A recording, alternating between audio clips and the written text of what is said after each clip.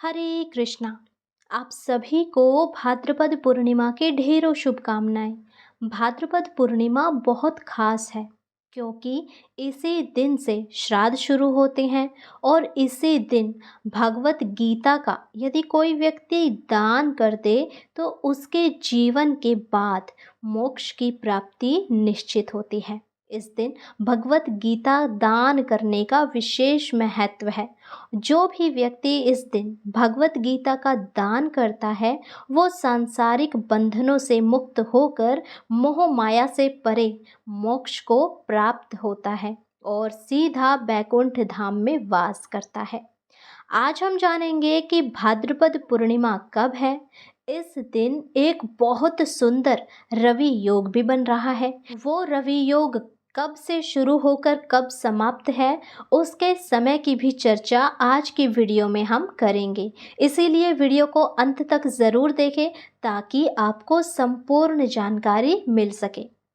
सबसे पहले तो मैं बात करूंगी भाद्रपद मास की पूर्णिमा तिथि जो कि 17 सितंबर मंगलवार को दिन में 11:44 से प्रारंभ हो रही है और इस तिथि का समापन 18 सितंबर बुधवार को सुबह 8:04 पर होगा।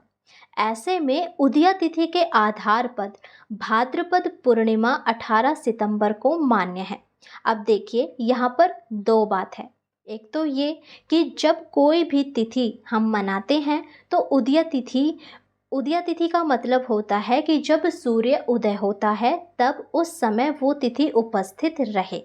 तो 18 सितंबर बुधवार को सुबह 8:04 पर समाप्त हो रही है, यानी कि जब 18 सितंबर को सुबह सूर्य उदय होगा तो उस समय पूर्णिमा तिथि उपस्थित रहेगी।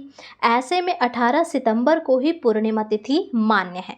परंतु दूसरी चीज भी देखिए कि जब हम पूर्णिमा का व्रत रखते हैं तो शाम को चंद्रदेव की पूजा होती है, उनको अर्घ दिया जाता है, उसके बाद ही व्रत समाप्त होता है। यदि यहाँ पर मैं चंद्र पूजा की बात करूँ तो वो तो 18 सितंबर को उदया तिथि रहेगी नहीं जब हम चांद की पूजा करेंगे रात को, क्योंकि वो तो सुबह 8:04 पर समाप्त हो रही है।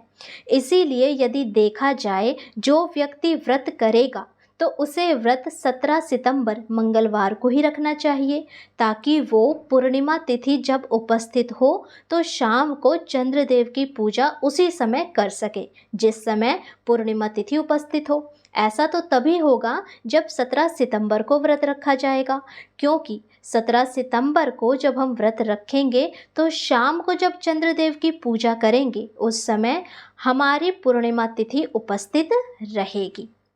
इसीलिए जो व्यक्ति व्रत रखते हैं उनके लिए 17 सितंबर को पूर्णिमा मनाई जाएगी। जो लोग सिर्फ कथा करें और पूर्णिमा कब मान्य है तो वो 18 सितंबर को रहेगी।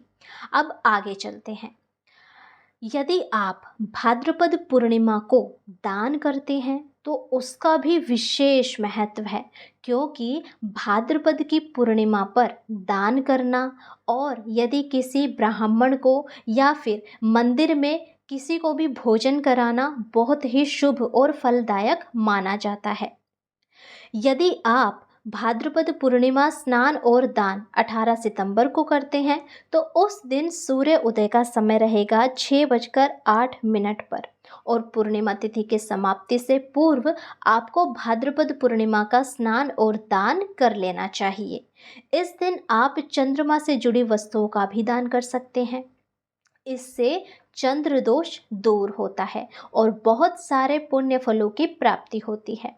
अब मैं बात करूं यदि रवि योग की, वो है उस दिन रवि योग सुबह 6:07 से प्रारंभ होगा और यह दोपहर में 1:53 तक रहेगा।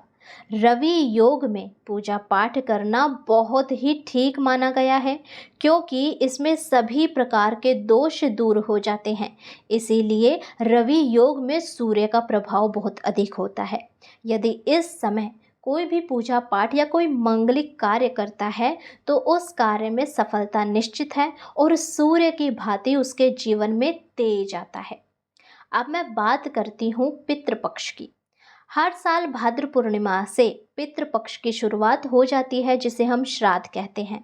इस साल 17 सितंबर को भाद्रपद पूर्णिमा शुरू हो रही है, तो इसी दिन से पितृपक्ष प्रारंभ होगा। पितृपक्ष के पहले दिन यानी भाद्रपद पूर्णिमा को श्राद्ध तिथि है। इस दिन उन पितरों का श्राद्ध करते हैं जिनका निधन किसी भी पूर्णिमा तिथि को हुआ हो। मान्यता है कि यदि इस दिन किसी का श्राद्ध किया जाए, दान तर्पण किया जाए, तो उन पितरों को बहुत शांति मिलती है और उनका आशीर्वाद सदैव हम पर बना रहता है। इसीलिए इस भाद्रपद पूर्णिमा में मैं भगवान से यही प्रार्थना करती हूँ कि जितने भी पितृ हैं उनकी आत्मा को शांति मिले और सभी के घर में सुख शांति का आगमन हो। यदि आप चाहते हैं कि लक्ष्मी माता की कृपा आप पर बनी रहे, तो भाद्रपद पूर्णिमा के दिन लक्ष्मी माता की पूजा अवश्य करें। साथ ही इस दिन सत्यनारायण की कथा अपने घर में कराएं या फिर खुद ही आप कथा सुने या पढ़ें। इससे भी बहुत पुण्य फलों की प्राप्ति होती है। श्री नारायण, श्री लक्ष्मी जी, इन दोनों का ध्यान अवश्य करें। जितना हो सके मंत्र जाप करें और भगवान की भक्ति में ही संलग्न रहे। ऐसा करने से भगवान की अपार कृपा आप पर बरसने लगेगी और आपके जीवन से सारे कष्ट धीरे धीरे समाप्त होने लगेंगे। आप सभी को एक बार फिर से भाद्रपद पूर्णिमा की ढेरों शुभकामनाएं। पूर्णिमा के दिन मैं आपको इसी चैनल पर पूर्णिमा की कथा सुनाऊंगी। इसीलिए यदि आपने अभी तक इस चैनल को सब्सक्राइब नहीं किया है तो जल्दी से कर लीजिए और ये जानकारी सभी को शेयर अवश्य करें। जितना आप शेयर करेंगे उतने ज़्यादा लोगों को पता चलेगा कि कब से पितृपक्ष शुरू हो रहे हैं, रवि योग क्या होता है और पूर्णिमा कब करनी चाहिए, व्रत किस दिन करना चाहिए और उसका कारण क्या है। ये सभी जानकारी आप सबको ये वीडियो शेयर करके बता सकते हैं। राधे राधे, हरे कृष्णा।